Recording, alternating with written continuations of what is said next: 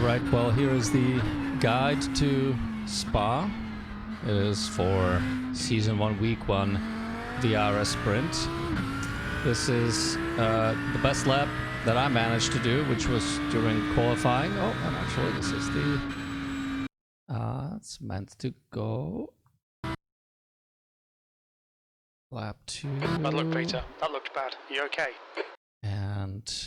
apologies about that. I thought I had it set up, but I actually was already showing the end of lap 3. This is what I want to show. Here we go. So, as you can see,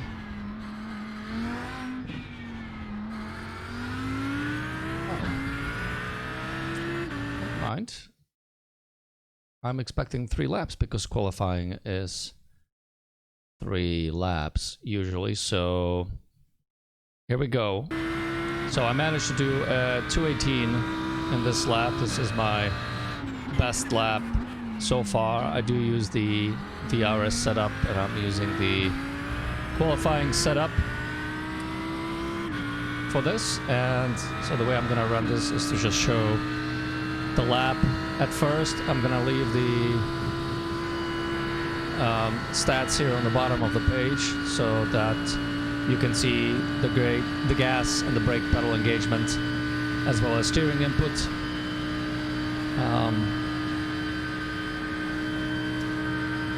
This particular qualifying session is from the Sunday afternoon race.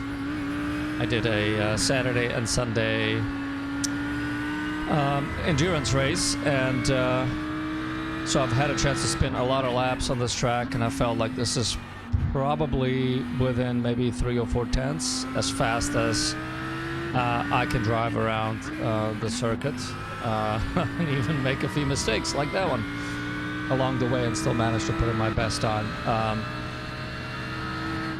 You know, there are some people out there that can run 17s, maybe even high 16s in this series, but I'm certainly not there yet. So if you're not an alien and you're just looking for a decent track guide, one that's going to give you pointers of how to get through a track in a safe and organized manner, then hopefully this will be useful. Just another mistake there. So yeah, I think there's definitely 3 or 4 tenths still in this car with the setup and with this particular driver. So let's finish this, and then I will do another lap that I will pause. It's gonna be from the cockpit view, and then I'll do one final lap with a rear chase view, so you can see the lines of braking points a little bit better. So that will get us to 2:18.956, and so what I'll do in this case, I'm gonna run it again, but I'm gonna run it in a slow-mo and just talk you through my brake markers here. So, you know, generally everyone brakes right after this dirt patch. I try to, at least I will be honest here, but I try to go just a little bit deeper than that, and so maybe another car length, and then you want to stay in a straight position until you are about in line with the end of the wall on the right hand side.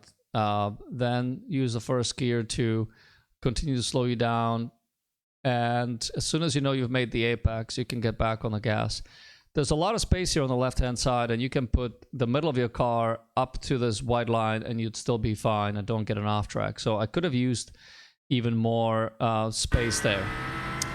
Stay on the right side. Obviously this is a key corner because you want to make sure that you're carrying as much speed through here as possible. It's definitely doable to do this on full gas, 100% throttle, with the exception of the first lap. So you want to make sure you're positioned well over this.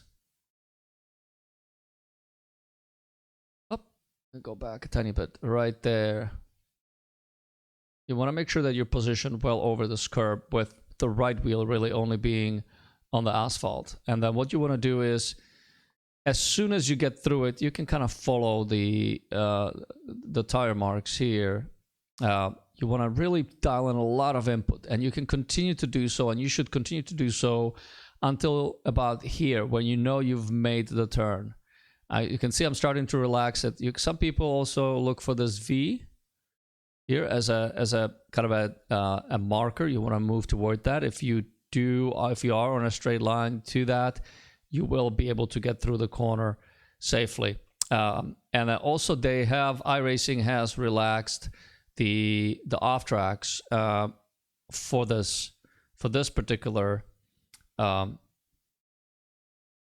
to the chase view. Let me go back. Let me go a little bit more back. So as long as the middle of your car is not past this white line, you're not gonna get an off track. But I want to say I feel like this is a little bit more lenient than it has been in the previous season. So you gotta be careful here. You can also get an off track on the right hand side. Hug the right column. You're staying on gas, obviously, all the way up to this curbing on the left hand side, and I brake just a little bit past it, as it feels like it, but I guess it's right on that edge, and you go down all the way down to the third gear. Some people like to stay wide here. I like to start kind of creeping in because I do like to get up on this curb. You want to put two wheels up on this curb, and you can stay in third gear and then downshift to the second gear, especially when you have fresh tires and you don't have to worry about losing the rear.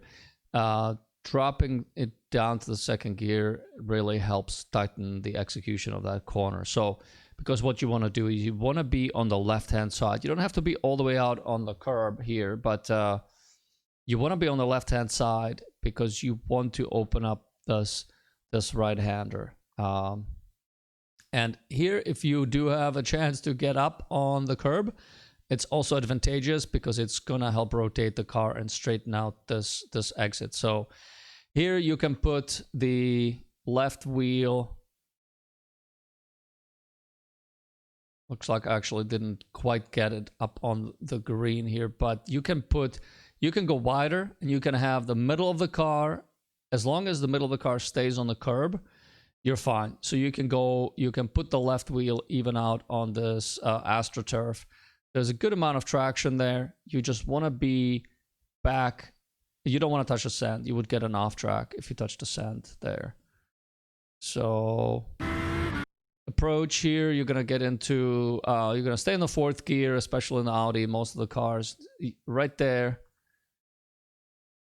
as the curbing approaches, go down the third. I like to jump into second right away while you still have relatively little input dialed in. With the Audi, it doesn't have a tendency to loosen up the rear. I think the brake bias for me was set up to about 52.4 or 52.5. And here you just hug the curve. You have to be very patient, very, very patient, because if you get on the gas here, you're gonna run out too wide. So I'm getting on it slowly here, but I'm not fully on until I know I've made it. And then you want to come back onto the right-hand side. You want to put two wheels up on the curb. And then you see this tire marker right here? This is key. You want to initiate your input just as it's coming out of your view, meaning the turn. And it's okay if you can put the two wheels up on this curb, as long as you don't go into the sand where you might get an off track. But if you can put the two wheels up on this curb here, it again allows you to rotate the car. And it will allow you to get on the gas sooner. So I missed it. I have a lot of space there. I actually should have really initiated the turn a little bit sooner. Yeah, look at that. There's a lot of space there, almost a half a car width. So once you are right around here, you're on full gas here. Again, same thing here. You can take the middle of your car, can get up on the end of the curb. If you pass and the middle of the car gets onto the AstroTurf here, you are going to get an off track. So just want to be careful with that. And then as you're approaching this turn, this is another key turn, because if you brake too early, you're going to lose a lot of time. So I look for, it just came out of the view right here. There's this this door on the right hand side that we just passed, and then the lights here.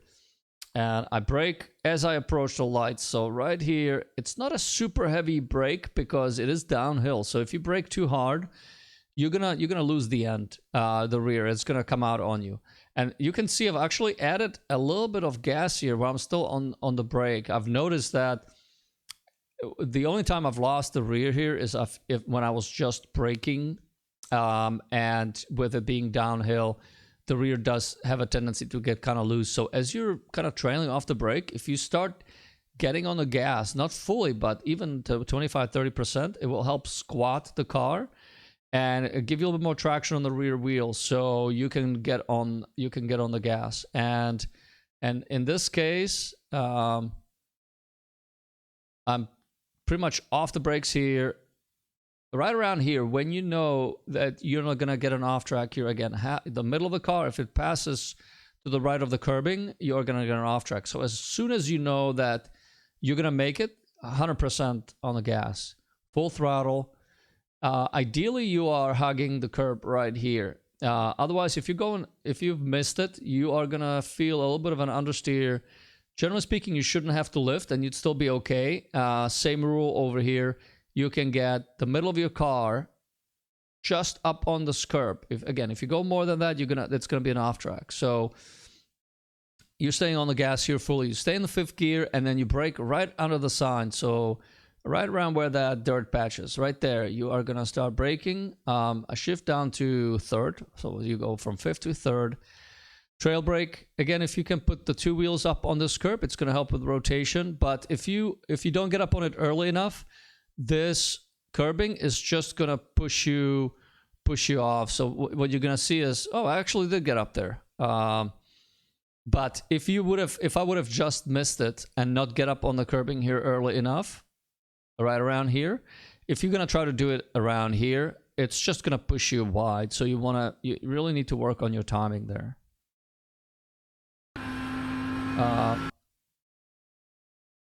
You let off the gas, so you're not really fully on the gas as you exit out, and if you are, it's momentary, like this.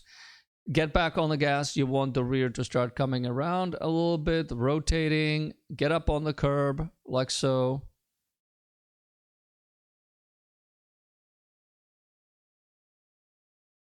That's pretty good. Get up on that curb, ride the curb, because it's gonna help with the turning. And I could have been on the gas a little bit sooner. Again, same deal here. You can put the middle of the car up all the way up to here. So I'm leaving a lot of space out on the track, which could translate to more speed. 3rd, you're gonna jump into 4th gear, and then right around here, as you are approaching the curb, you are gonna hit the brakes, down to 3rd gear, and you can stay. You can see on the chase here, I get up on these pavers, and they don't really upset the car, so it's okay to do that. And then I treat it as a late apex. You trail off the brake. If you can put 2 wheels up, again, you do that. I have missed this apex entirely. I actually had to kind of get off the gas there momentarily to make sure that I can make the turn. So that's probably worth 2/10. And here, there's this road on the right hand side, right around where the road ends. I just like to just kind of actually look ahead here, and just about a car length before the curbing ends.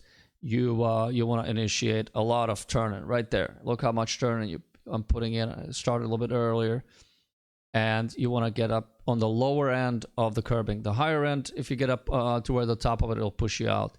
Here, there's actually a good amount of space. You can get the middle of the car up onto that curb, and you are not going to have an off track.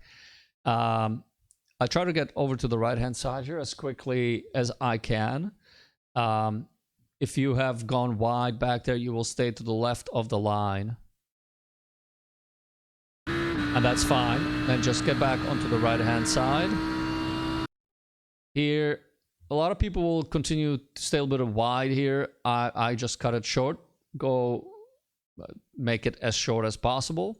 And this is a key turn, because here you can, if you lift and the person behind you does not, they will catch you, and vice versa. You can use this as a passing opportunity. So what I've found works for me is right where this dirt patch is. If I lift slightly, just slightly, past that point, right there, it will transfer a little bit more weight toward the front of the car. You will get more traction. You want to make sure that you're hitting just the lower part of that curbing. Just so. And you are starting here. I am back on the gas fully. And actually, it's really key that you get on the throttle, because if you are not on the throttle and you actually lift here, and I've done it in the race and I've lost the rear, that's exactly what will happen, because you still have a good amount of steering dialed in. You're going 150 miles an hour. You will lose it and you will crash here. So you want to get on the throttle. As soon as you know you're going to make it, right around here, bam, get on it. You might need to counter steer a little bit. The rear might still be coming out a little bit. So there's a little bit, you saw that, just a tiny bit of counter steer. And then I touch the lower curbing here. And I brake right, not at the white line, that's too early. Right around here. You're just gonna feel it eventually. You're gonna get a sense of where you need to brake, but right there is where I'm starting my braking. And you can, at this point you are pointing a little bit more to the left. You can get up on the curbing a little bit more than I do, and you're gonna go all the way down this second gear. So down to second. Sorry, you're gonna go all the way down to first. I'm in second, and as I initiate this turn in, I go to first gear, right around here. And then what I like to do here, I like to stay on the brakes, but give it obviously you need to give it some gas. But if you have a little bit of the trail brake still dialed in, it will keep the rear from hopping around, because the curbing here is so tall. What can happen if you get on the gas too early? You might lose the end, and the car will be pointed a little bit more to the right, where obviously you want to get pointed to the left. Here you can get on the gas for just a short period of time, just a quick burst, and then stay here as close as possible to the curb without getting on the sausage. You want to avoid the sausage itself, because the sausage the right amount of curb will help rotate the car. If you get on the sausage itself, it's gonna over rotate the rear, and then you're gonna have to counter steer, and you're gonna lose speed coming out of this corner. So get close, start dialing in a little bit of throttle, not quite full throttle yet until right around now. Otherwise, because you're in the first gear and the car's got so much power and there's very little downforce at this speed, you don't want to go full throttle quite yet. So let me just I'm going to do the chase, and I'm going to change the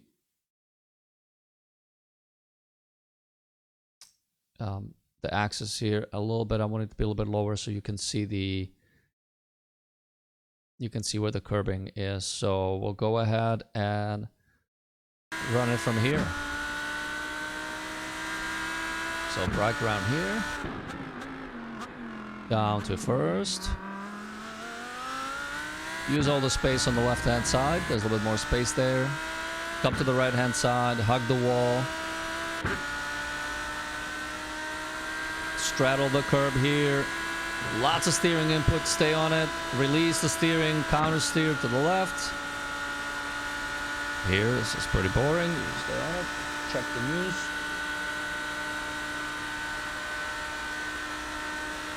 Brake just as you get on the curb. 5, 4, 3. down to second here. Third, get on the curb. Use all this curbing here on the left side. Fourth gear, down to second, brake right there at the curbing. Hug the curb in second gear. Patience, patience, patience. Now you get on the gas. Third gear. I didn't know why I did that. I went in the second gear and I missed the apex because of it. Get to fifth here. Trail brake, down to fourth. Close. Wait.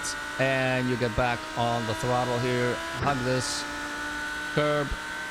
Stay in fifth. You're going to be down to third. On the brakes. Be patient. Get up on the curb if you can. Rotate the car. Same thing over here. Rotate the car. Get on the gas sooner. Fourth, down the third. You should have been. I should have been on there. Get a little bit more space here still. Stay on the throttle fully. Stay on the throttle here. Get onto the right hand side. Hug the line. Get on the left hand side here. And then there's gonna be a slide lift. You're in sixth gear now. As soon as you know you make blanchiment, you get back on it. Tiny counter steer. Hit this point here.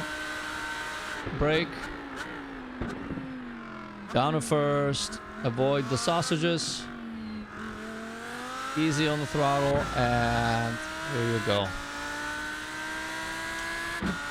So that was it. I hope that was helpful. And if you have any thoughts on it, post them below. Thanks.